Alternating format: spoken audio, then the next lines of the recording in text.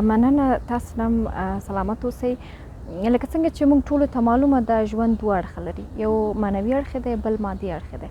نو هغه مادیات هغه څه دي چې دوامداره یا تلپاتې نه وي، حتما د ختم ورځ لري.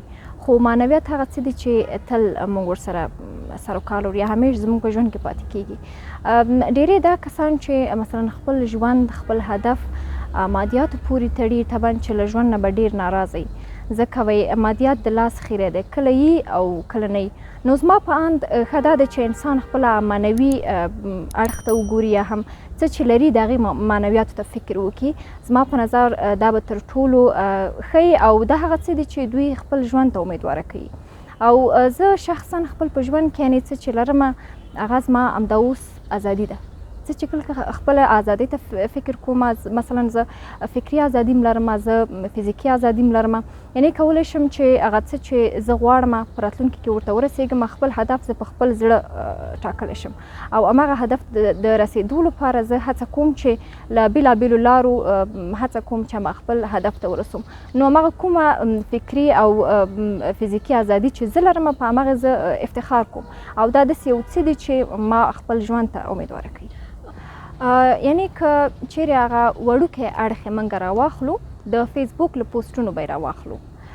مثلا یو انسان دی چې په خپله خوښه فعالیت کوي، په فیسبوک کې خپل نظرونه شریکوي، هغه داسې دی لکه یوه د وزر خلاصې مرغۍ چې هر اړخ ته یې زړه وغواړي هغه حرکت کولی شي، هغه پرواز کولی شي، حتی خپل نظر یعنې په ډېره آزادانه کولی شي له ټولنې سره له خلکو سره یې مطرح کړي او د هغه د افکارو نه خلک خبر شي.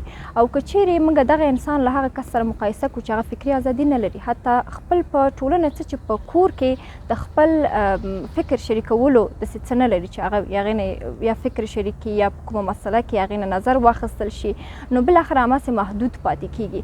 نو زه د خپل د ټولنیزو رسنیو کې له خپله فعالیت رانیولې تر بل هر څه زه کولی شم چې خپل فکر مطرح کړم، د خپل هماغه فکري او فزیکي ازادي چې ماته راکړل شوې ده له هغې نه استفاده وکړم. یعنې اوس چې زه کوم مقام کې یم یا هم زه چې اوس د خبریالۍ په برخه کې کار کوم، دا تر ډېره زما د فکر د ازادۍ پورې اړه لري. خپل وطن ته روشم او خپل زړه جامې وکړم، خپلې خبرې شریکې کړم.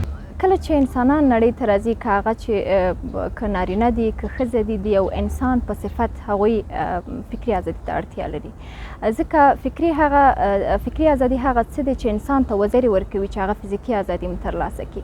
خو زموږ په ټولنه کې، په افغاني ټولنه کې ښځې داسې دي یعنې فکرا او جسما تړل شوي دي، امې پښې تړلي دي، امې لاسونه تړلي دي، حتی فکر یې تړل شوی دی، فکر ته یې قلفونه اچول شوي دي. نو دا ډېره ستونزمنه ده، ځکه چې کله چې د یو انسان نه د هغې فکر ازادي واخیستل شي نو هغه به څنګه پرواز وکړي، لکه له یو مرغۍ نه چې ته وزرې پرې کړي.